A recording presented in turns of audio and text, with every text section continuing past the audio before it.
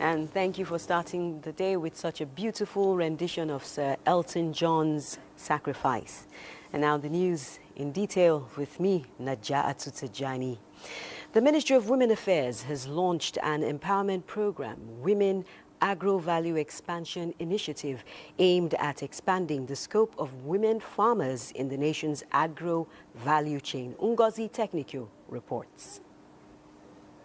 The First Lady, Oluremi Tinubu, represented by the wife of the Vice President, Nana Kashim Shettima, acknowledged the enormous potential of women in the agricultural value chain. She noted that equipping women with modern agricultural techniques will translate to abundant food, given that women make up 70% of the workforce in the nation's agricultural sector. Nigeria is blessed with abundant land and natural resources.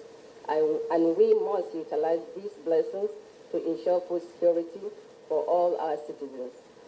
I applaud the recent ban on the exportation of shea butter nuts by Mr. President, as this directly impacts our women, who make up the 95% of pickers and local processors. It's designed to address the systematic barriers that women face in the agro space so that they're not just participating, but they're actually making a lot of money. It empowers them with access to finance, modern technology, training, markets, and enabling them to move beyond production to process it. We are going to cascade this training knowledge we have learned here to our community. We came here, we unlearn, we relearn, and learn. The women were trained on greenhouse farming, preservation, processing, and marketing, and would be closely monitored after empowerment to ensure success. In Abuja, Ngozi Technico, NTA News. Meanwhile, the Ministry of Interior retreat at Zuma Rock Resort has ended with signatures.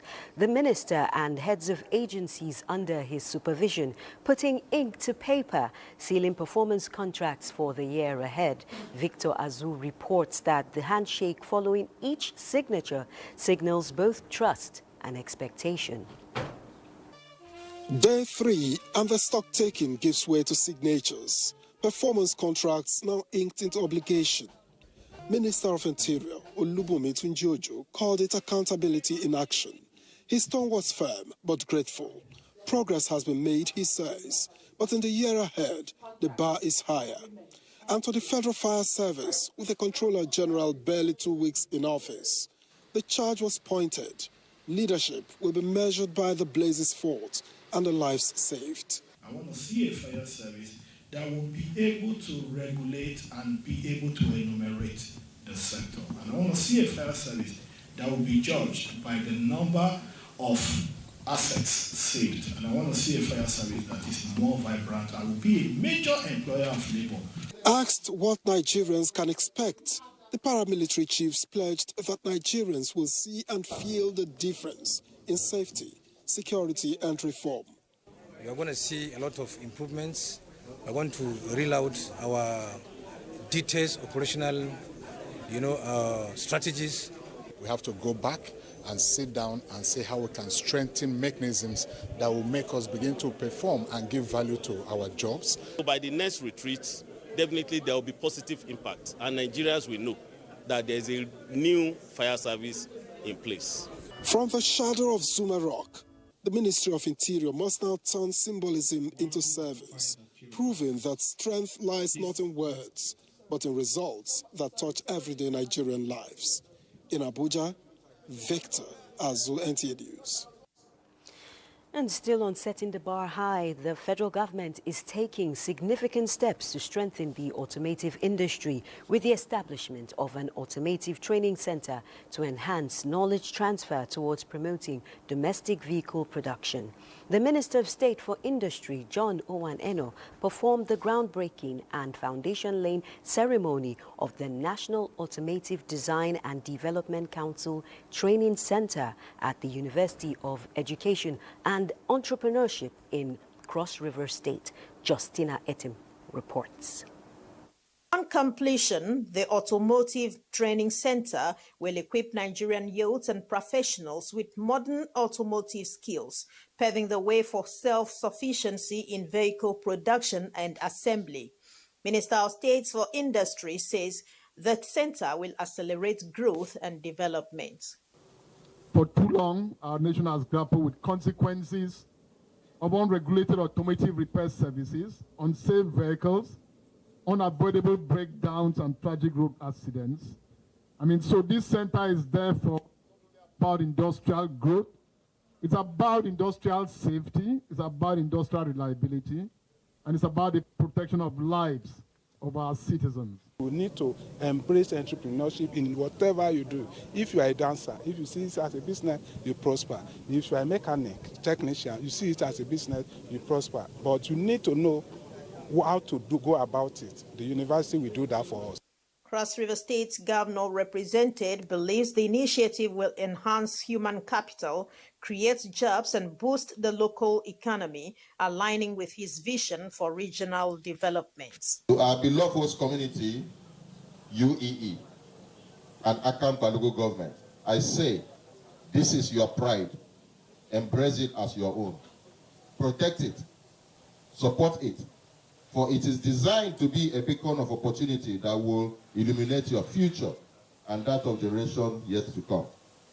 My administration will ensure that you are active participants and prime beneficiaries of the dividends of this project. The project is set to transform Nigeria's automotive landscape, catalyzing industrialization. In Calabar, Justina Etan, NTA News. And from Calabar, we head to Lafia, Nasarawa State, where ahead of the nationwide launch of the rubella vaccination in October 2025, the National Primary Healthcare Development Agency in the state is sustaining advocacy and strategic engagement towards ensuring a hitch-free program. Victoria Ujito reports. Stakeholders drawn from both traditional and religious bodies, with the inclusion of representatives from both private and public organizations. The aim is to ensure representatives carry the message down to the grassroots and ensure caregivers avail their children during the campaign. The Executive Secretary of the Nasarawa State Primary Healthcare Development Agency, Usman Saleh, underscores the important role stakeholders need to play to ensure that over 1.3 million children in Nasarawa State are vaccinated during the campaign. Your work, most importantly, is mobilization. Mobilization, because at your territory of work, we are expecting you to do more than enough.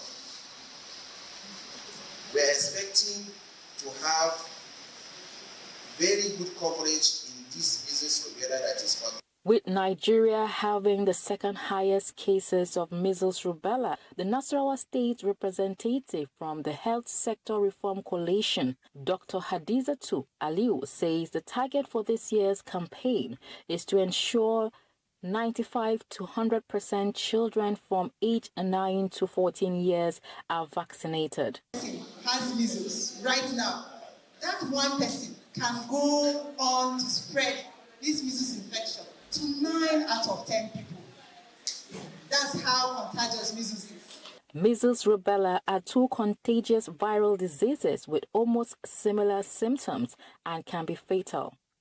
It affects unvaccinated children under 5 years, pregnant women. After the campaign from October 4th to 13th, measles rubella vaccine will be part of routine immunization for children aged 9 to 15 months. In Lafia, Victoria Kaswa Ojito, NTA News. Nigeria is currently experiencing the peak of the rainy season. With flooding on the rise, 9 states have been placed on alert due to anticipated heavy rainfall. Musa Baba Aliu reports. The sky and earth share a clear understanding. Nature has designed it so that when the sky releases rain, the earth absorbs most of it. However, when the downpour exceeds what the earth can absorb, flooding occurs. Investigations reveal that the amount of rainfall recorded across the country so far exceeded the earlier predictions by the Nigerian Meteorological Agency, NIMET. Currently, 25 states have experienced devastating floods affecting 272,890 people, with 230 lives lost. In the coming days, 9 states, mostly in the north, have been put on high alert. States listed include Sokoto and Zamfara, with Makera and Anka towns specifically flagged. High-risk locations also include Gwaram in Jigawa, Nafada in Gombe, Ngala in Borno, Sumaila in Kano, and Azari and Jama'are in Bauchi State. In Adamawa, Mubi, Sheleng, and Abakumo were named, while Keita, Bindawa, and Katsina Town were listed for Katsina.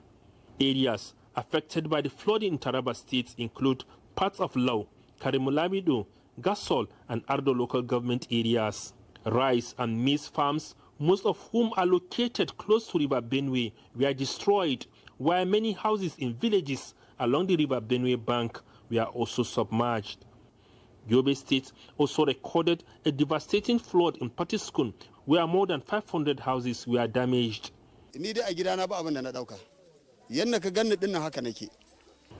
Adamu Mohammed is one of the 600 victims of the flood. He said he has never experienced a flood of such magnitude. The Ministry of Environment issued a warning that with water level rising in the River Niger, communities along the floodplain from Jaba in Niger State to Lokoja in Kogi State should prepare for possible evacuation. Musa Baba Aliyu, NTA News. Thank you, Musa. And that concludes the AM News this Sunday morning. Stay tuned as Thelma and Patience will return with Weekend Deal after this timeout.